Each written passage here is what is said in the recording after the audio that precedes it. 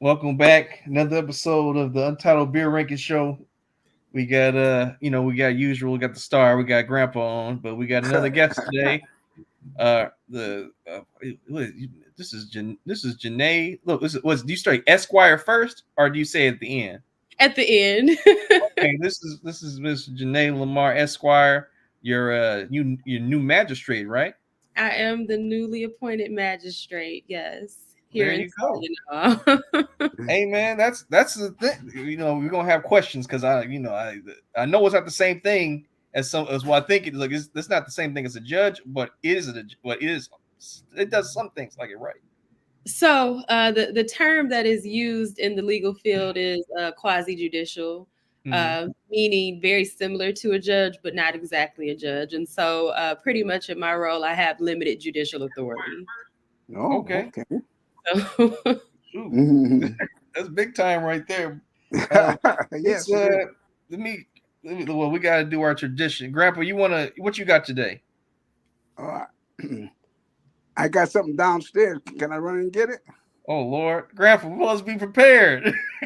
No, I forgot about that. I was too busy trying to get You know what? on. You With know this what? Don't phone. don't don't even worry about it, Grandpa. We'll figure it out later. Oh, okay. We'll figure it out in post. But we rate beers, whatever. But it took me and Grandpa a minute just to figure out how to get this situation going. So we'll figure it out. yes, StreamYard I've used it before. So, Well, no, Grandpa's. What? You just got back power? Was Yeah, it I just yesterday? got back. Yeah, my electric. I was without electric for what 5 6 days. oh no. But my internet, I still haven't gotten no internet back. They said they're still working on it. So we But we this is the first time that I have had to get on with the StreamYard on the phone on the iPhone. I can see and hear you good. So, Yeah, okay. Yeah, this is my yeah, first time on the iPhone. we might have to do it through the iPhone more often, Grandpa, because the Inksternet don't be hitting the same. Yes. it's But let's Grandpa get. Easter. Oh yeah, Okay. Grandpa, he planted the seed that grew into Inkster. That's how long he been there. Wow. Say that again, I Josh. said, I said, Grandpa then planted the seed that grew into Inkster. That's how long you been there. Oh yeah. Been there quite a while. Look, Yeah. well, cool. But since we ain't doing rating beer right now, let's get back into it. So, did you run for this position, or you said appointed? Like, so how did this go? Like, if for what part you can't tell, I'm not sure if you can't say.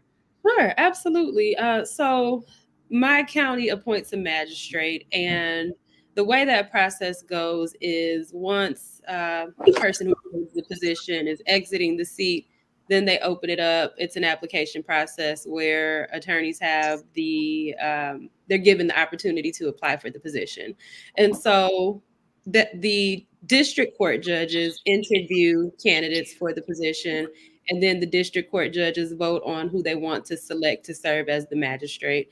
And pretty much that appointment happens, and I assume the role. And I'm also the first Black woman to serve in this capacity, so I'm very excited to take this challenge on. It's a new field for me, primarily because I've been a litigator since I started practicing, and now I'm moving into being what some would consider a neutral and doing decision making and presiding over these various matters. And so I'm excited about it. And you see, when you started talking about that, my aunt she materialized. When she hears excellence, she just got to be there. Hello, hello. Hello. Chris, this is my friend Janae. She just became the new magistrate for Saginaw. Yes. Oh, for Oh, wow. Saginaw. Yes. Congrats. Is that Is there a Saginaw County or just what county was that? Saginaw County. It is Saginaw County. Oh, okay. Yes. Mhm. Yes. And yes, I'm excited and looking forward to starting. I'm in the process of winding up private practice right now and disposing of my workload and making sure my clients are all squared away and paired with attorneys to take on their matters and helping them see the way forward. So how does that work? So you become a magistrate, and so does that mean you can't practice law the same way anymore? or That's what does that mean? So once I assume this role, I can't practice as a litigator anymore, and all of my time and talent will be poured into serving as magistrate. And so I joke with my friends. I'm like, we got the little robe, we still got to get the big robe, but it is very much similar to judicial capacity. Hearing small claims matters, presiding over traffic matters, some misdemeanor matters, signing off on warrants. And one of the things that I know that I'm really going to enjoy about this position is the fact that I get to marry people. So, Oh. so I will be performing a lot of marriages, and I'm looking forward to all of those things. I think there's for certain learning curve, because as a litigator coming from especially defense standpoint, sitting as a neutral and hearing the case and remaining neutral throughout, that is something that I am absolutely going to be looking to our district judges for that mentorship and that guidance, and pretty much how to be the most impactful magistrate that I can be. Okay. You got any questions? I see your gears turn. Yeah, I do. Because I was just over here, like, I had the Google magistrate. Like, okay. And I came in on the tail end. First of all, congratulations. But I came Thank on the you. tail end of you explaining what you do. Can you tell me? You said that you joke with your friends that you have the little robe, but you need the big robe. So can you tell me the difference between what you're doing and a full judgeship? Sure. So, serving as magistrate, I think the best way to describe it is having limited judicial authority. And so the magistrate position is vested with authority by court statute. And so under the laws of the state of Michigan, I have the power to do these limited things with the supervision of our district judges. And so I can do arraignments, I can set bond, I can make decisions in the small claim matters. I preside over those matters independently. And people, they very well have the right to appeal if they don't like my decision to the district court. But there are a number of limited things that the magistrate does in a judicial capacity. And so it's not a full blown judgeship, because the district judges and the circuit judges, they pretty much hear matters, and they have that full vested judicial authority. They're actually recognized as judges under the law. So what can't you do then? So, so you got district and circuit, and so the magistrate serves in the district court. So I can't sentence someone, or okay, better yet, I can't bind anyone over from the district court to the circuit court when they're charged with a felony. I can't preside over a family matter or anything like that. It's kind of like, pretty much my position takes the burden off of the district judges, in that I can, hear the small claims cases and make those decisions and dispose of them. It's kind of like a lower judge, if you will. Gotcha. That's what I was about to say, more like small claims stuff. Yes. And I absolutely will be hearing the small claims cases. Gotcha. Mm-hmm. That's still huge. Thank you. Yeah. And so, just excited to assume the role and to continue to serve Saginaw. Saginaw is my hometown, born and raised. And so I think that it's a step in the right direction. So is this elected or appointed? Appointed by the district judges. Okay. And how long does it last? Because you said you're getting rid of your caseload. So pretty much as long as the judges are satisfied with me being there, and as long as I want to stay. I would like to serve in the position and get the experience, and have the range, and do all of the things that a magistrate does, just so that I do have that experience.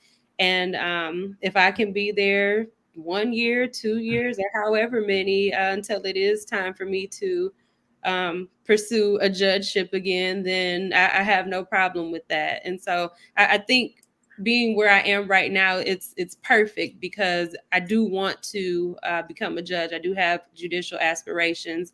And so I think that I'm just in the best place right now. That's dope. Thank you. Thank you. Thank you. Living in charge.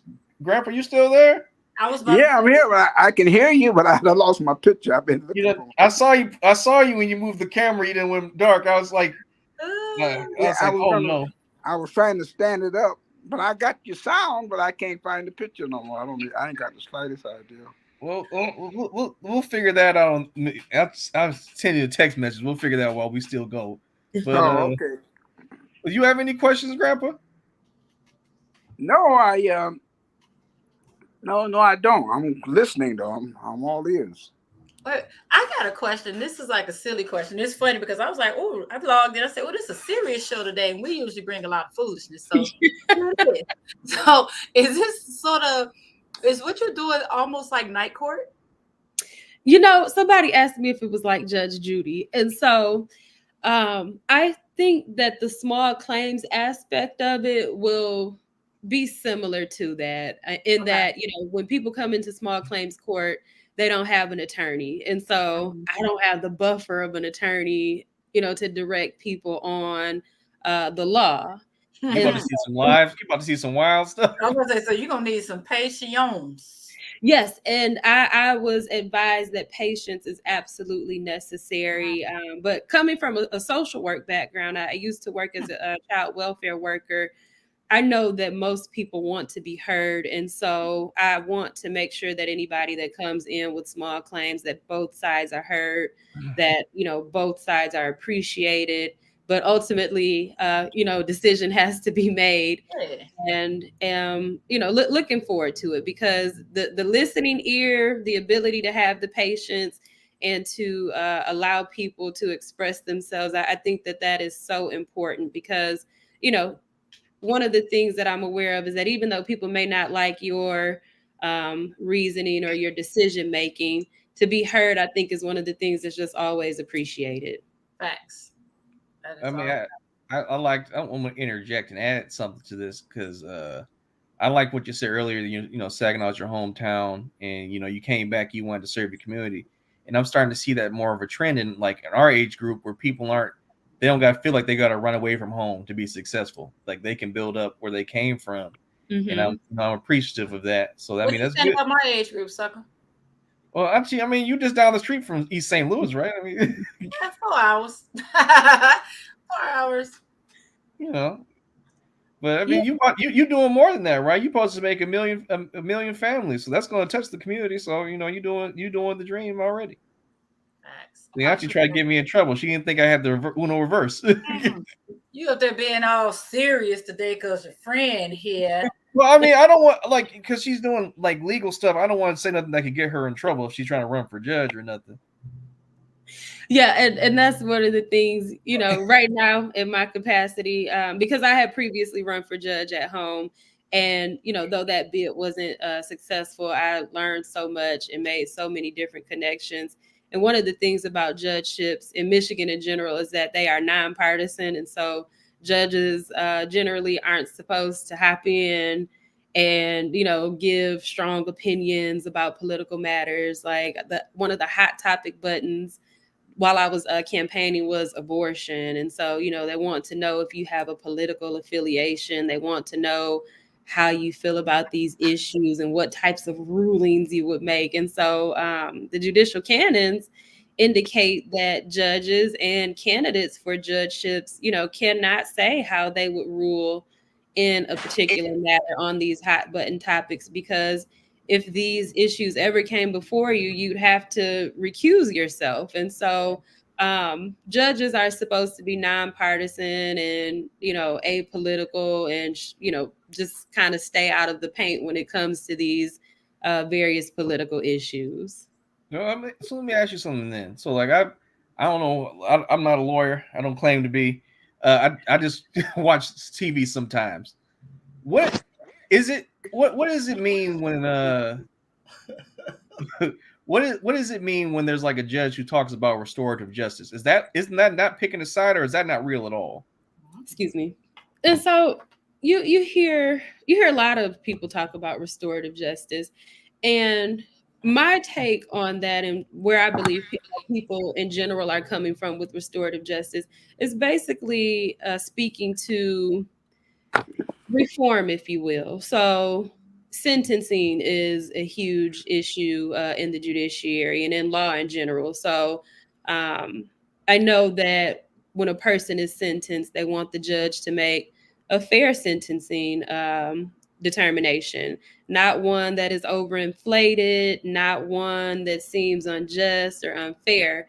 And so, restorative justice, we shouldn't be filling up prisons and filling up jails. If there's a way to like really rehabilitate that person without sending them away, seeking pretty much alternatives, because the courts have a lot of treatment courts in place. So they have veterans court, they have drug treatment courts, they have rehabilitation courts for people that struggle with alcoholism and other substances. And so I think that is kind of the thing that people are talking about when they talk about restorative justice. Okay.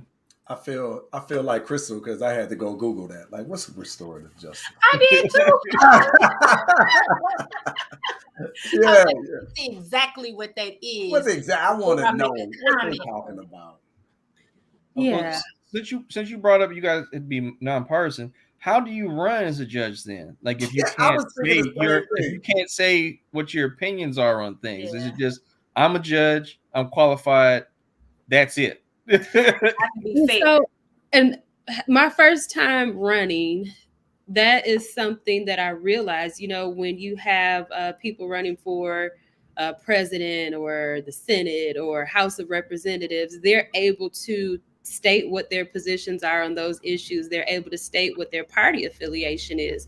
And so the reason that judges are nonpartisan is because the whole idea is that a judge that's nonpartisan is able to make fair rulings regardless of party lines, regardless of political affiliations and beliefs about, these very political issues. And so pretty much judges are supposed to stay out of it.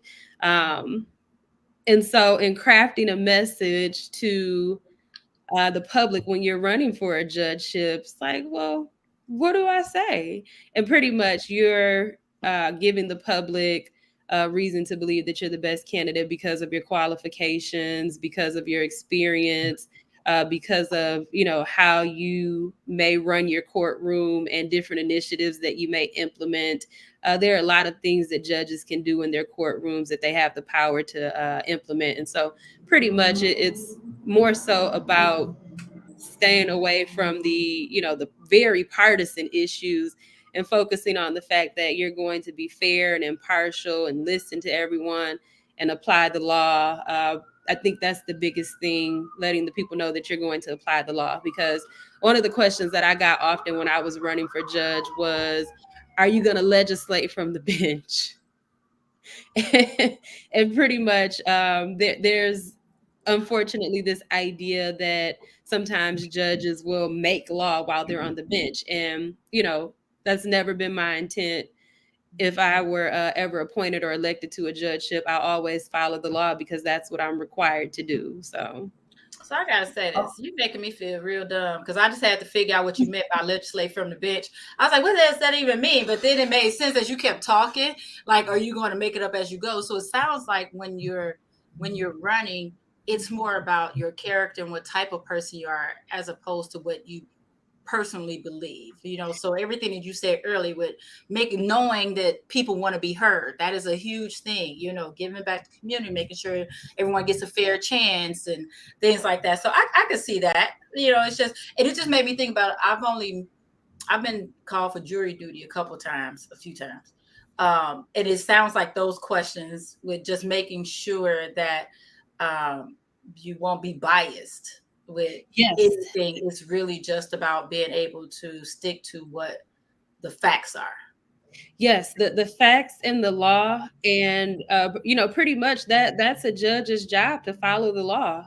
You're bound by the law whether you like it or not. You can't make exceptions that aren't grounded in law. You can't make decisions that aren't grounded in law, because one, that's how you get appealed. Mm-hmm. Two, that's how things begin. People begin to call into question whether or not you're going to continue to be an asset to the judiciary. And so the best thing that any judge could ever do in a judgeship is follow the law. Yeah, I'll tell you, the one trial that I was on showed me how finicky and fickle the law can be. I was on a wrongful death case. The doctor was wrong, but not wrong for what the charges were. And that was pretty difficult because we had to answer the specific questions to determine guilty or not guilty. Yes. As opposed to everything else we heard, everything else that we believe, like, yeah, he could have done more. He should have done more. He should have done more. But specifically what they said he should have done was incorrect. And that's it. That was very hard to have to say not guilty and watch that family, knowing that he should have done more, but he just had better lawyers. His lawyers crafted it a lot better than the family's lawyers. Yeah, and that, you know, so I'll take off the neutral hat right now because I primarily did defense-oriented work. And so when you're looking at what they call the elements, so you served as a juror before, and they give you the elements and the breakdown of each one. The best way to describe it, I'll tell you, I was in law school and I was appalled. There was a billboard by an attorney in New Orleans, and it said, "Just because you did it doesn't mean you're guilty." And that is facts. Wow. That must have been a Taylor. That must have been a Taylor who made that billboard. Wow. Oh my goodness. It was the most controversial advertisement ever, but it's true. According to the law, yeah. So wow. You killed him, but you're not guilty of murder. Or you did this, but under the law, you're not guilty. And so it is very, very important, you know, for litigators when they're representing or defending to know the inside and out of the law and the elements intimately, because if you can't meet the burden to satisfy what it is, then whether it's the prosecution or the defense, if you can't beat it or defend it. Wow. So I guess, well, you're not doing defense law now, but what made, so like, is there like a mentality, or like when you have to choose if you want to be a prosecutor or a defense attorney, or like, do they just assign it to you, or is this something that is a specific lane you got to be in? And so when you're in law school, that's one of the things I was just talking to somebody about. When you're in law school, they don't necessarily carve out these lanes for you to pursue these things. Law school is very much a canvas, and you pretty much you start taking on internships and interests that align with what you want to do. So it is very broad. There are a number of things you can do. While I was in law school, I still continued my interest in family law. I had some interest in criminal defense and bankruptcy, and pretty much the things that I did in law school poured over into what I decided to ultimately do as a litigator. And so whatever area of law you want to practice in, it's best to kind of go in that direction to get experience and to get mentors in those fields of law, so that you can, you know, craft a career based on that. Now, because, you know, I had to look it up. So is the litigator different from a lawyer, or is that just what you say? Is that just what you say when you are? No, we questioned everything. I know. Like you didn't say litigation. I'm like, who is litigation? What do they do? I'm glad to answer all of the questions, and you know, and that's one of the things that that's important. Like running for judge and doing this thing, like talking legalese, we just do it because it just comes second nature. It's because of what we're trained to do. But so litigator, lawyer, attorney, counselor, those things are all used interchangeably to describe the same person. But I was straight up was law. I was like, litigation. Okay. and actually, you know what? There's a distinction to litigator, because while you have attorneys and lawyers that may not necessarily litigate, a litigator is a person that is actually in court and is on one side of the V or the other. So yes, litigator is actually in there fighting. Okay. Gotcha. So I got a question leading up We to. learned a lot today. Yeah. I'm gonna be a lawyer after this. Well, slow down. But no, but leading up to like, okay, you're running for the judgeship, Yes. and you can't really talk about your political affiliations, this and that. Do you like, all right, in 5 years I'm gonna run? Do you drop out of parties? Do you not? You know what I mean? Because you might have been voting a certain thing for 10, 15 years, and now you run, and it's like, no, I'm nonpartisan. Like, really? So, and that's the thing. People aren't blind. People aren't, stupid, if you will. Like, and that's Right. one of the things that I know and have learned firsthand. Voters do not like to feel like, a politician or a candidate is trying to play them. We have the World Wide Web now. And pretty much any politician or any person that you want to Google, you can do that. And so if you are a candidate for a judgeship and you've had very public political affiliations, that's not going anywhere. And as a judicial candidate, you very much have the right to participate in political parties. You just don't know how it'll fare you, how you'll fare in an election if you're unable to cross party lines, if you will. And so it also depends on the area, because I know Oakland County, I've seen judicial candidates get endorsed by political parties, and I know that the Democratic Party in particular, they endorse judicial candidates, and that's a big deal, and that's a good thing. But for places like Saginaw, where I am, the temperature is pretty much, to make sure that you are nonpartisan. And like I said, people can Google you, people can find out things about you. There are so many other ways to, I guess, kind of ascertain political affiliations, if you will. So it's not anything that is just like you're running for judgeship and now you're nothing. Right. See, Janae, if you end up not, whenever you decide to not be a judge no more, you can definitely do what they be doing on the TV. Just like, we need a fixer. Call Janae. Fly her in. We need a fixer. A fixer. Because Like we didn't ask all these questions. She ain't missed a beat. She just got answers. She just know what to say. Hey, that's perfect, because that leads me into Dad. Dad, you still there? You might be asleep now. Yeah, Grandpa, you still there? Yeah, I'm still here and I'm enjoying every bit of it. Yeah. That's what I wanted to say. Come on. I'm thinking about going to be a lawyer. Look, and I tell people all the time, age does not matter. Law school was my first experience in professional school. And I had a classmate as a first-year law student that was 60 years old and decided to let go of the nursing profession. And she was one of the most fabulous law students ever. And so it literally is never too late. Nice. Well, and I'm sure Freddie Taylor, you can keep your comments to yourself. I'm talking about the young one, Pops. I mean, your baby boy. Because can we mute him, nephew, real quick? Because I'm sure he has something smart to say. No way. But when I was in the 5th grade, I actually had a teacher, my social studies teacher, who was a lawyer, recommended I become a lawyer. Because he's like, you like to not argue, but I like to defend multiple sides, right? Didn't I say mute yourself and calm yourself down, sir? I didn't even say nothing. I just giggled. Yeah. But and I thought about it, because I do accept that I have a logical brain, and I know that I can be fair-minded, but at the same time, that whole you could be guilty, you could have done it without being guilty, that part bothered me. I was like, I couldn't. And at the time, of course, I was younger, so I didn't even realize that there were prosecutors and all the other types of law.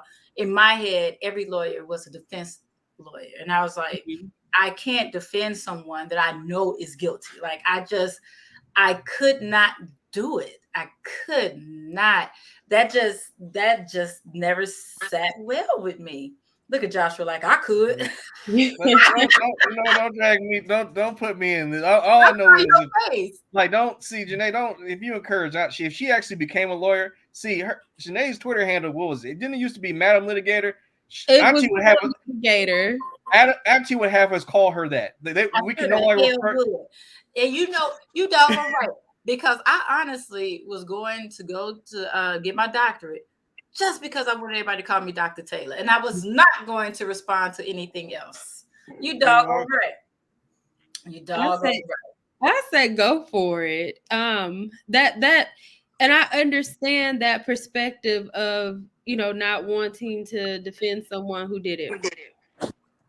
And it is tough, especially when you know someone that has had these unfortunate experiences with unfortunately perpetrators. And so one of the things, because I do defense work, and so I defend people. Well, I'm coming out of it. So I used to do defense work. And, represented people in domestic violence cases, represented people that had broken all types of laws. And so, when you get the police report and you talk to your client and you see the evidence, it becomes blatantly clear that something happened. As a defense attorney, I'm not going to say what happened, but something happened. Mm-hmm. And so even if the evidence points to the fact that, yes, 9 times out of 10, they're going to be guilty, every person has the right to legal representation. And they, have the right to a defense. Now, whether that defense is going to work, that's another issue. But so from a defense standpoint, you're more so thinking of it as, okay, my client has a constitutional right here. Even though he's probably going to be found guilty, he still has these constitutional protections, and he has the right to have a trial. Even if you're probably going to be found guilty, you still have a right to a trial. And these are more of the what we in lawyer land will call the procedural rights. And so just because a person is probably going to be found guilty, and like just because they did it doesn't mean just they're guilty. That they have these rights, and so we can't just throw people in jail or leave them defenseless because they don't have the most favorable facts and circumstances for their defense. And I mean, and that's even the case where a scenario where there are people who could very well get off because they're going to get off. And so it depends, but ultimately in my defense work, I'm assigned to these people because I took appointed cases. I didn't know what was coming in the door from these appointments. And my commitment yet has to be to my client to defend them. So I got 2 questions. One of them is like not a serious one, and the other one might be a serious one. So I'll go non-serious first. So when they say you have a right to an attorney or won't be provided for you, how does that person how's the lawyer who's getting appointed get paid? Like, how does that work? So with court appointments, it varies by county. So here in Saginaw, we have what's called the Office of Assigned Counsel. And once a person is arraigned on a criminal charge, the judge asks them if they need a lawyer. And if they can't afford a lawyer, there's means testing. And so provided you meet the income requirements, a lawyer will be appointed. Here in Saginaw, we have a list of attorneys that accept misdemeanor and felony appointments. And so if that person is approved to have a lawyer appointed, then they'll be assigned, and it's random. Let's see. That's pretty much how that process works. Oh, I guess I had 3 questions then, because I want to follow up and then to that and say, so say you are unfortunate enough to get arrested and you go to the police station or whatever, and you don't just like you for whatever reason, I don't know, you're just a normal person. You don't have a lawyer on retainer. What do you do? Like, how do you reach out to a lawyer if you can't afford it? So, and this is me still with my defense hat on. If you are arrested and you don't have a lawyer that you can call, the best bet is to exercise your right to remain silent. And that is understated, because the minute you start talking and divulging and giving away, it's probably going to be used against you. and you can ask for a lawyer. You basically, if you're detained and you're not going to be released on bail or bond before you can see a judge, you remain silent until you do get an attorney. Okay, and so I guess my real second question before I had to follow, because I didn't know I had to ask that question, was, so you say you when you defend people and you kind of know something did happen, was there a time where you won a case and you maybe felt like, damn, did I really just do that? Like, I know you're happy because you're successful, right? Like, you did your job, and like, I used the law to the best of my ability and actually won. But in the back of your mind, like, how do you compartmentalize that part of it when you know, because you have lawyer client privilege, what happened? And I'm not saying say nothing you can't say, like, I'm not answering none of that, but like the mental aspect, like hypothetically, if that were to happen. So what I can say is that all of my clients that I've defended, I've done it. One, everything that I did was grounded in law. And two, when we did go to trial, I crafted a defense that I thought would be for the best way forward, which is an acquittal of the charge. And so I've definitely lost jury and bench trials. Bench trials before, and I've definitely won jury and bench trials. And so in the ones where I won, I'm going in, I'm arguing, I'm doing my darndest because my client is not guilty, and the just because you did it doesn't mean you're guilty is kind of ringing right now. Because there are those cases, especially the domestic violence cases, are really interesting, especially when you read a police report and it says something like she hit him and he hit him, and so both were hitting. Nobody witnessed it. Law enforcement wasn't present. And so pretty much with the defense hat on, my position is, well, it's his word against hers. How is the prosecution going to prove beyond a reasonable doubt that my client is the one who perpetrated domestic violence here? And so, pretty much from a defense standpoint, everything that I've done and advocated for as a defense attorney, it's been for the right reasons. Well, I wish I could have hired. Well, I haven't needed a lawyer, but boy, if I did, I would hire you, fam. Thank you. And I tell people all the time, like, I like what I do. I believe that I'm in the right career field. Don't need us. I don't ever want to need you. Like, and that is so facts. Like, when I watch a TV shows and people get arrested and they're like, I'm calling my lawyer. I ain't got no lawyer. I know people who are lawyers. I got somebody I can reach out to, like, hey, I might have my husband put a post out on Facebook like, hey, ask for a lawyer. And like, that's the closest I got to having a lawyer. And I don't want in criminal matters and family matters, I'm like, don't need us. No. And I know that people like often, oh, they won't do what I want them to. I'm going to court. I'm going to fight for my rights. And it's just kind of like, you could have a conversation and save a lot of money.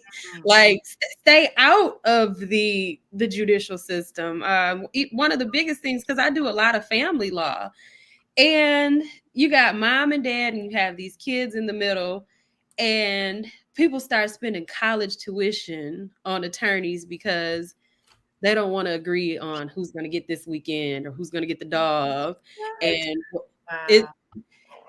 I tell people all the time, before you ever go to court, especially in family matters, two people, y'all have the power to decide before any lawyers or anybody else ever gets involved.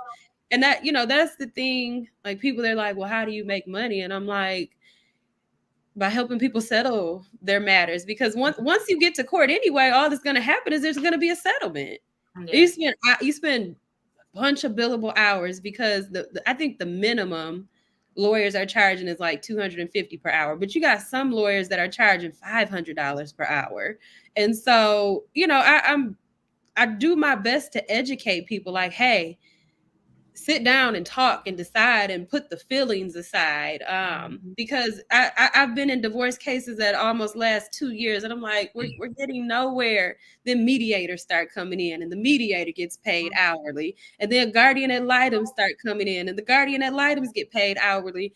And once it comes down to it, you got dad has spent $20,000 on a lawyer, mom has spent about $15,000. And then they mess around and get back together a few years later. I've had it to where parties and then have they go to the magistrate, and she remarries them. Right.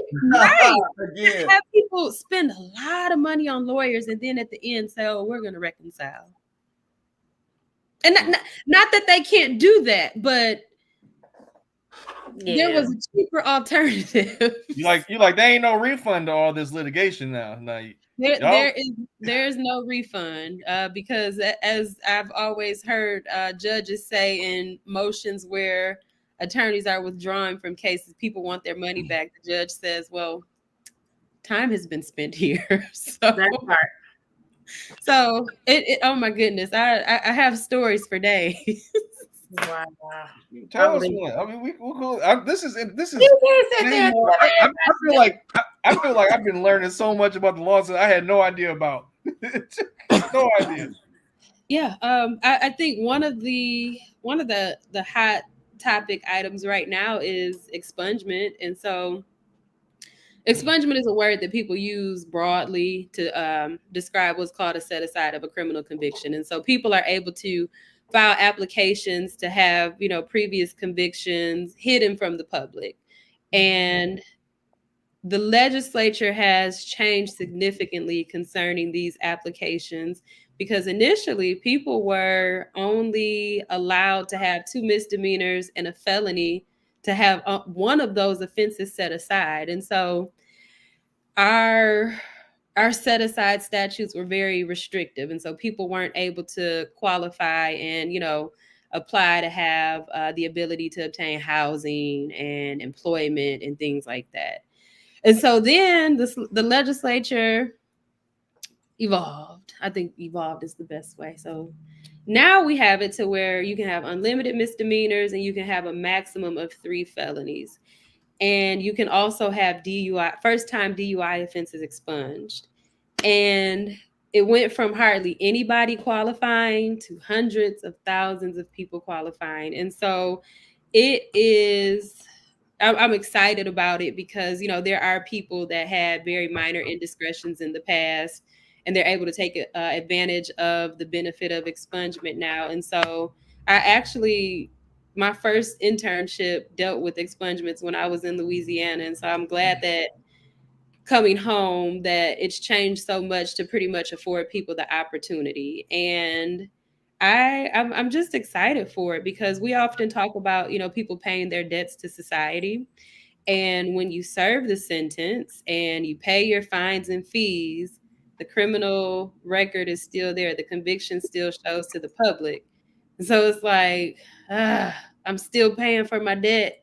I can't move on to, better housing or move on to better employment and just have better opportunities in general because I'm still paying the debt. And so my supervisor at my first internship, she educated me so much. It's called collateral consequences of criminal convictions. Basically, yes, you paid your debt to society, but it's still haunting you as a collateral consequence. And so I think that Michigan's legislature is moving forward in helping people obtain this relief. And I think that it'll probably expand some more to include some other offenses. But I think that is one of the greatest things that are happening for people that want to move forward in Michigan right now.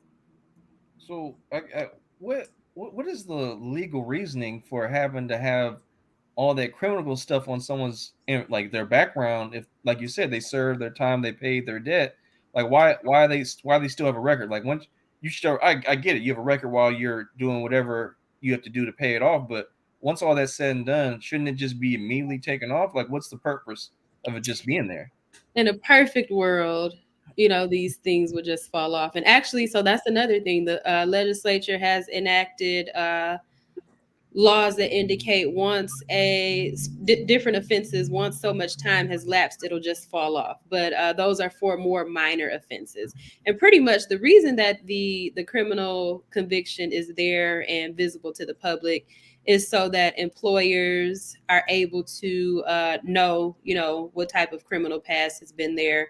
They also say that it's for the protection of the public. So, for instance, one of the I say two crimes that are that most people consider heinous and unforgivable. One is murder, and two is criminal sexual conduct, especially when you're perpetrating against a child.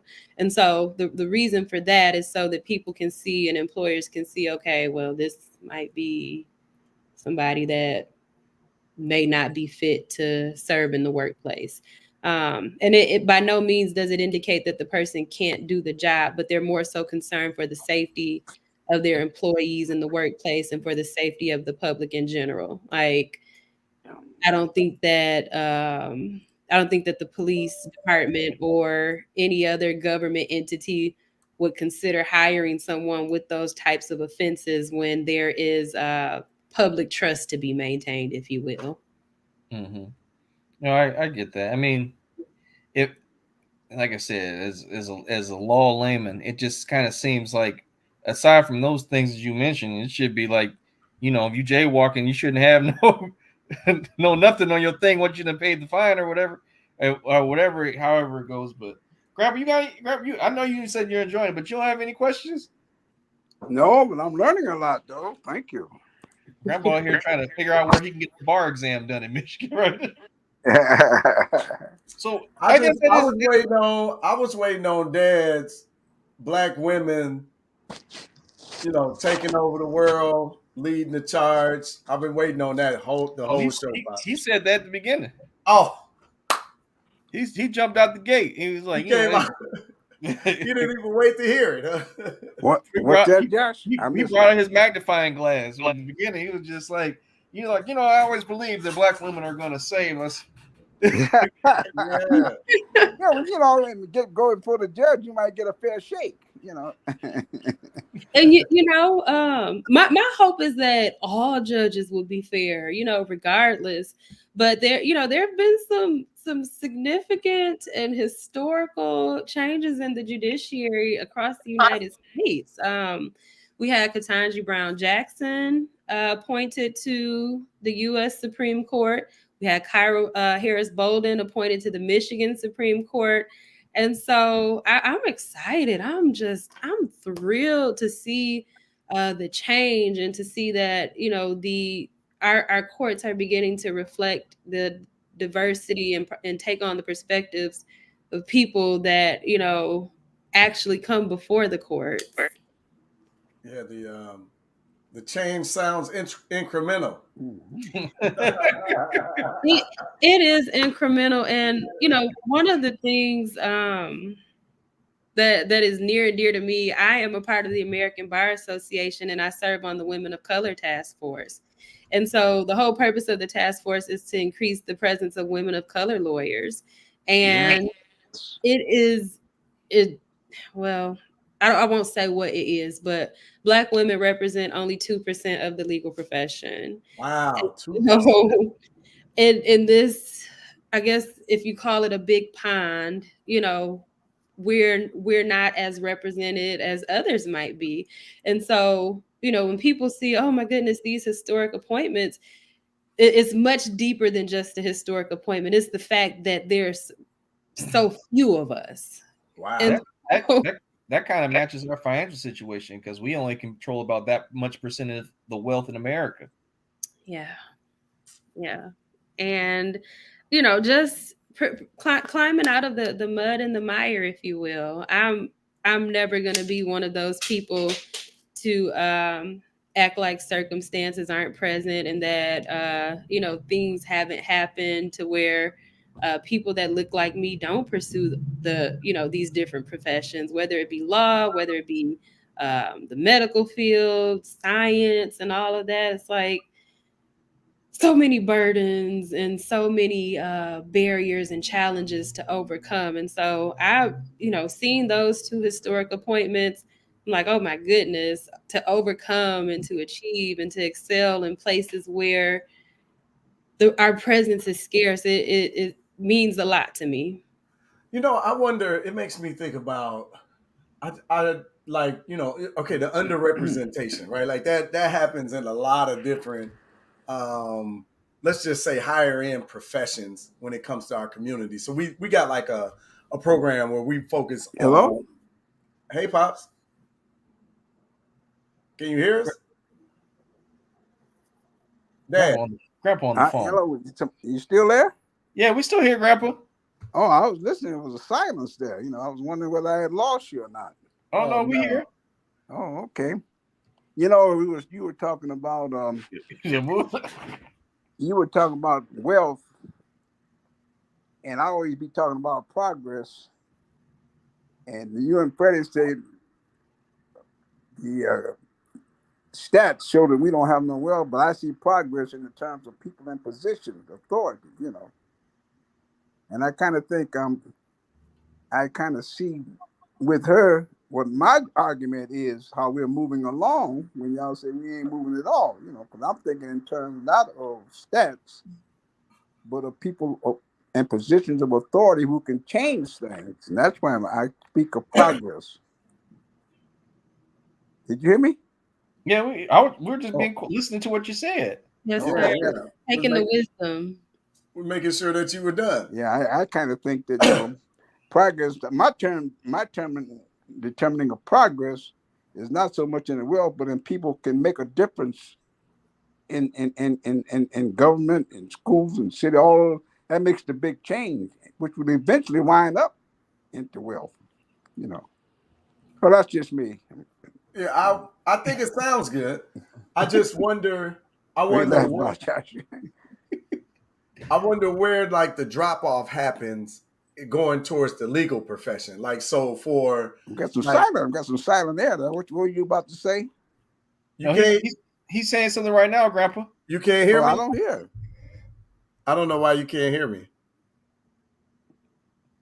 So, Dad, he don't hear me at all. I think what Grandpa probably did was he probably turned the volume down on the speaker for us to I hear. hear. No, I hear you real good, but I don't hear nobody else. Yeah, I wonder what's going on. Well, say what you said, Uncle Pooh Bear. Maybe I don't know. Say a little Yeah, louder. let me hurry up and get out the way, right? Pooh Bear, is he there? Yeah, he's talking right now. Oh, see, I didn't even know he was there because I don't hear nobody but you. I don't know what's going on. You heard Janae? I can hear. Oh, I didn't know Freddie was there. Does Yeah, I he was hear? just talking Grandpa about Uncle progress. Pooh Bear been talking this whole time. Grandpa's like, "Oh, this is crazy." Hold on, say what you gonna say, Uncle Pooh Bear. Say what you gonna say. So No, I I'm was just saying about stats. Y'all measure progress by stats, and I measure it by people in positions of authority. I'm always coming up with. We one time had one representative after the Civil War. I can't even think what I'm trying to say, but anyway, back in the 50s, we had one representative in Congress, and now we got there, and I call that progress. But then y'all add the stats to it with the money, and there ain't no progress. Grandpa over here pretending like he can't hear Uncle Pooh Bear. yeah. He don't want to hear what I got to No, say. I don't hear Pooh Bear. I don't understand why. Well, hold on. He's talking now, Grandpa. Let him say what he's saying. All right, but I was but I just saying. can't hear him. You're gonna have to repeat it. So going into law, like I wonder where the fall off is. Like we got a math program, so we know that by third grade, too many black people are behind the curve mathematically, Is he which means still there, Josh?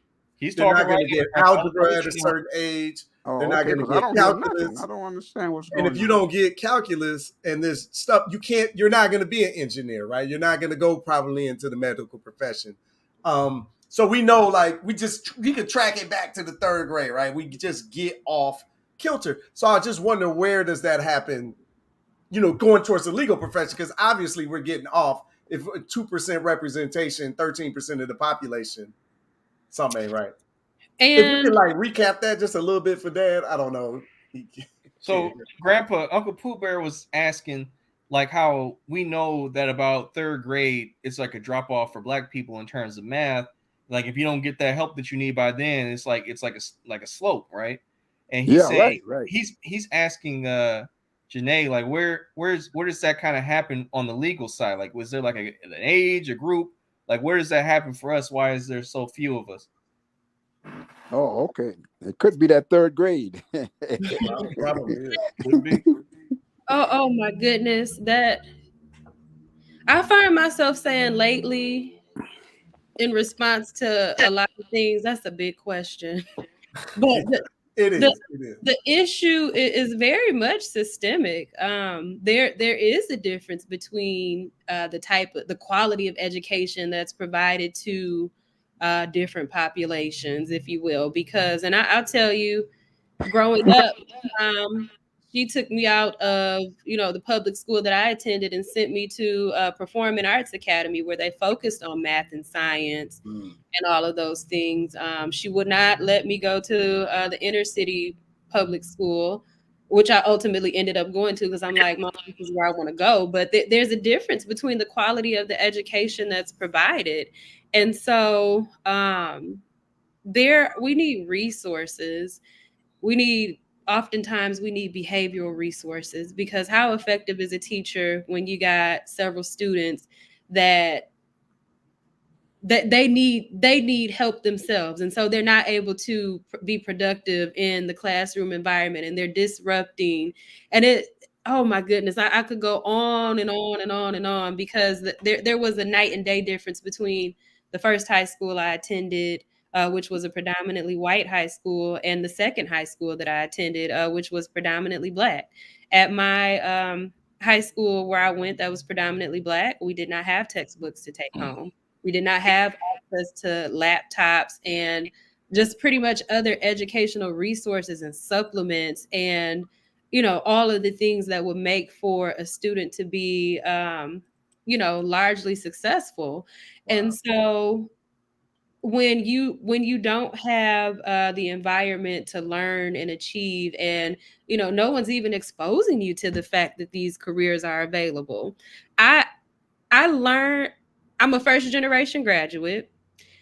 I learned about law fairly young from a man who came up to me and put his old dirty hat on my head, and it had the scales of justice on it. He's like, "You're going to be a lawyer." And Wow. Like the Hogwarts, that sounds like the Hogwarts sorting hat. yeah, I was fortunate enough to have people around me and a mom that was mad over education. And so, when you don't Shout out to Mama. Let's go. Yeah, like my mom, like crazy. Like she told me before she passed away, she said, "You better make something out of yourself." That sounds like a threat. That was a threat. She's like, I got all the time in the world to watch you now. Like, you better make sure you got that. That success. Seriously. And so, I was fortunate. My sisters were fortunate enough to grow up also with a grandmother. My grandmother also, I always credit her for being culturally immersed and culturally aware, and just abreast of things happening in community and in the news and in the books that sometimes we don't necessarily read. And so I think it also goes back to the whole village aspect of things. My mom and my grandmother ran a nonprofit youth center here in our hometown where, oh my goodness, dozens of kids came after school. One, because it was a safe space to be. Two, because we had tutoring and we had so many things that benefited our youth. So we got to have the village mentality. We have to advocate for all of our kids to have access to good education, because that's the only way, especially in math and science. One of my dearest friends, one of my best friends, she is a doctor now. She's getting ready to wrap up her residency, and the struggles that were present in her passing these healthcare classes and the math and the science with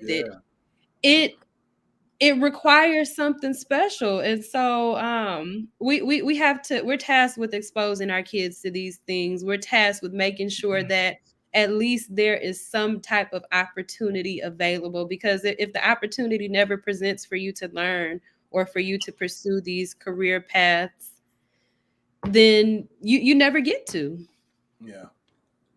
That's And I could go on and on and on. No, I understand. We appreciate it. But we're about to be an hour, so we got to do our final thoughts. We can't hold you too much longer. But Absolutely. Uncle Pooh, why don't you give your final thought today? Yeah. Since Dan can't hear me, I can say whatever I want to say. I can hear you. Now you hear me? He's like, I can hear you the whole time, son. Yeah. I just didn't want to hear you. I don't know. This was good. It was refreshing to kind of hear your perspective, and you gave us some new vocabulary words. So on this next Jeopardy game show I'm on, I'm gonna win. But no, I thought it was great. I thought it was great to like hear your perspective and gain some insight into how that world works, especially like politically or apolitically while you're running. That was super interesting. Yeah. And something we never get a chance to hear. So I appreciate you being with us today. Hello? Yeah. Look, now that Grandpa can say, "Oh, Grandpa, give your final thought." I know. Oh, hey, well, my final thoughts is I enjoyed this session very much, and maybe we can repeat it. I can learn more, Yeah. Well, Yes. as you know, what we like to do, when we have guests on, especially our exceptional ones. You are now our, how CNN or on the news, they be like, this is our correspondent of such and such. This is our magistrate correspondent. Right. We got magistratorial questions. We'll reach out. But no, thank you for coming on. I know it took a while to sync up the schedules because I was like, before I was trying to get Janae on when she was running for judge. I was like, we gotta get to this is prime time. But we appreciate you coming on. Thank you for taking your time. Thank you for having me. You're always welcome to come on whenever you get time. This is great. Don't be surprised if next time you see my aunt, she done actually tried it. It became a lawyer. Look, I want her to. I'm for it. Yes, thank you for having me. I really appreciated the conversation. Well, thank you. What's your final thoughts? So then we'll wrap up the show. My final thoughts My final thoughts are that I want people in general, not just women, to take up space. This is the hour where the world is waiting for your purpose to be fulfilled. And so go forward, do the things that you feel compelled to do the good that you feel compelled to do. Oh, cool. That's good end of the show, everybody. We'll see you guys next week. Thank you, Janae. Thanks, Uncle Pooh. No problem. Bye-bye. Thank you for coming on. See ya. Okay. That was a good show.